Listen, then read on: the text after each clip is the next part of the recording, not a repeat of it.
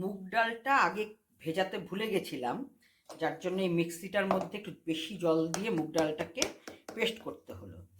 মুগ ডালটা পেস্ট করাতে যেটা মুগ ডালটা একটু জল জল হয়ে গেছিলো বলে তার মধ্যে আমি একটু বেসন দিয়ে দিলাম। বেসন দিয়ে, নুন দিয়ে, হলুদ দিয়ে আর বেকিং পাউডার না, বেকিং সোডা দিলাম। এবার এটাকে আমি বড়া বানাবো। এই যেখানে তেল গরম করলাম, তেল গরম হয়ে গেছে, বড়া বানাবো। আর লাউ কুচি কুচি করে কেটে রেখেছি। ইচ্ছে আছে দুধ শুক্তো করবো, লাউয়ের দুধ শুক্তো। এবার দেখি হয় কি না। এই যে বড়াগুলো দিয়ে দিলাম, এবার বড়াগুলো ভাজা হবে। আমি গ্যাসটা একদম সিম করে দিয়েছিলাম, এবার একটু বাড়িয়ে দিলাম। বড়াগুলো ভাজা হোক, তারপর দুধ শুক্তোটা স্টার্ট করব। দুধ শুক্তোতে দরকার হয় একটু দুধ, সর্ষে বাটা, নারকেল থাকলে নারকেল বেটে যে নারকেলের দুধটা বের হয় সেটা, আর ফোড়ন দেই হচ্ছে তেজপাতা, শুকনো লঙ্কা আর সর্ষে, আর কিছু দিই না। যে ডাল পেস্ট করার পর ডালটা নিয়ে নিয়েছিলাম, এবার মিক্সির মধ্যে তো এরকমভাবে থাকে, সেইটা ধুয়ে এই যে ডালের বড়াটা যে দিলাম সেই বাটিটার মধ্যে রেখে দেব। লাউয়ের শুক্তোটাতে ওই জলটা কাজে লাগবে। এই যে বড়াটা হয়ে গেল, যতটুকু তেল দিয়েছিলাম তার মধ্যে কিন্তু হয়ে গেল। আমি এক্সট্রা তেল দেবো না। এই তেলটার মধ্যে সর্ষে ফোড়ন দেব, তেজপাতা, শুকনো লঙ্কা দেব। আর আমি এই শিলটাতে সর্ষে বেটে নেব। মিক্সিতে আমার ঠিক সর্ষে বাটা হয় না। সর্ষে পোস্তর কাজ হলে আমি শিলটাতেই বেটে নিই। আর আজকে ফুলকপি কাটা হয়েছিল, ভাবলাম সর্ষে যখন বাটবো একটু বেশি করেই বেটে রাখবো। ফুলকপির ডাঁটাগুলোকে সেদ্ধ করে রেখেছি, এটা একটা পরে করবো একবার। এই তেল ওইটুকু বাঁচলো, এই যে বড়াটা তুলে নিলাম। এবার আমি শুকনো লঙ্কা দেবো। আমি শুকনো লঙ্কা যে কোনো রান্নাতেই শুকনো লঙ্কা, এক হাতে ভিডিও করছি তাই এই অবস্থা। শুকনো লঙ্কার কিন্তু একটুকু দানা থাকবে না, পুরো দানাটা ফেলে দিই, যেটা শরীরের পক্ষে সবচেয়ে ক্ষতিকারক। এটা দিয়ে দিলাম, সর্ষে দিয়ে দিলাম,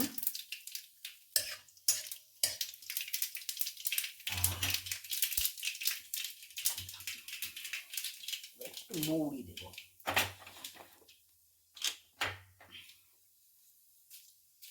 মৌরি দিলাম।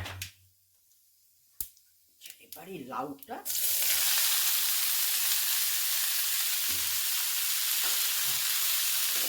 ঢেলে দিলাম।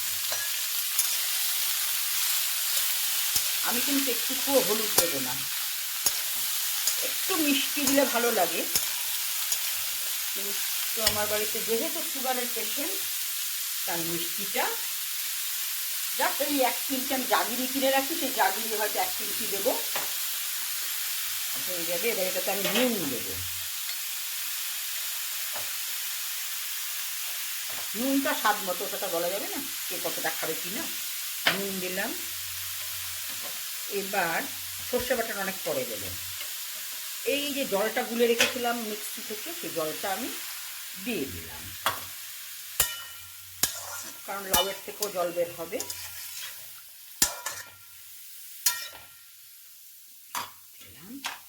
এবার আমি ঢাকা দিয়ে দেব। এই যে লাউটা প্রায় সেদ্ধ হয়ে এসছে, আমি সর্ষে বাটাটা দিয়ে দিলাম। সর্ষে বাটা, যাদের মনে হবে সর্ষে বাটা করতে কষ্ট, গুঁড়ো সর্ষে হালকা গরম জলে ভিজিয়ে রাখলে মোটামুটি ভালো টেস্ট হয়, কিন্তু আমার তেতো লাগে বলে আমি নিজেই সর্ষেটা বাটা করে নিই। লাউটা সেদ্ধ হয়ে গেছে, এবার আমি এই বড়াগুলো দিয়ে দিলাম।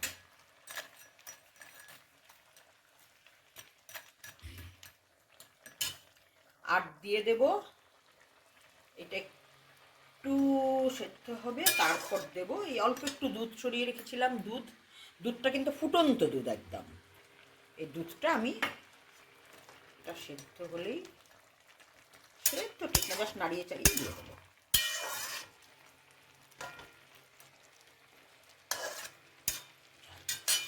এটাতে তেজপাতা যাবে, আমি তেজপাতাটা দিতে ভুলে গেছি, এবার এখন তেজপাতাটা দিয়ে একটু দিয়ে দিই।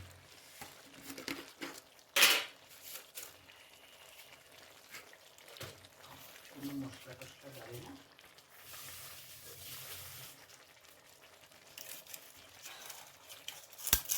তেজপাতাটা ছিঁড়ে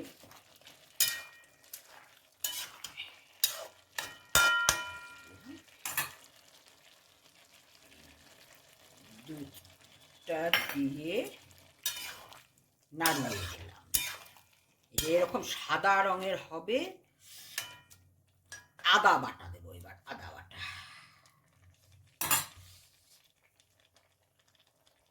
এই যে এটা ফুটছে, এবার আমি আদা বাটাটুকু দিয়ে দেব। বাটলে ভালো হয়, কিন্তু আমার বাটার সময় নেই, গ্রেট করে নিলাম, নিয়ে মিশিয়ে দিলাম। জলটা একদম টেনে যাবে। ঢাকা দিয়ে দিচ্ছি, সুন্দর একটা গন্ধ বের হবে, স্মেলটা দারুণ হবে। ঢাকনাটা খুলে দিই। মোটামুটি জলটা শুকিয়ে এসছে। এইটুকু জল কিন্তু থাকবে, কারণ এই যে বড়াটা না, বড়াটা পুরো জলটাই শুষে নেবে। এবার আমি ঘি দিয়ে দেব। এই রান্নাটা আমি শিখেছি, আমি দেখেছি, মানে শিখেছি বলবো না, খেয়েছি হচ্ছে প্রথম আমার ঠাকুমার হাতে, তখন একদম ছোট্ট বয়স। তারপর আমার মা রান্না করতো দেখে দেখে। আমি কোনোদিনও কারোর কাছে রান্না শিখিনি। আজকাল যেমন রান্নার ক্লাস হয়েছে, রান্না শিখছে সবাই, না, রান্না শিখিনি। আর এটা আমি ঘটিদের কারোর বাড়িতেও খাইনি, বাঙালদের বাড়িতে খেয়েছি। বাঙালরা বেশ এরকমভাবে দুধ শুক্তোটা করে। আমি ঘটি বাঙাল, দুটো রান্নাই ভালোবাসি। ঘটিদের শুক্তোও ভালো লাগে, এই শুক্তোটাও ভালো লাগে। ঠিক আছে, মোটামুটি আমার রান্নাটা কমপ্লিট হলো।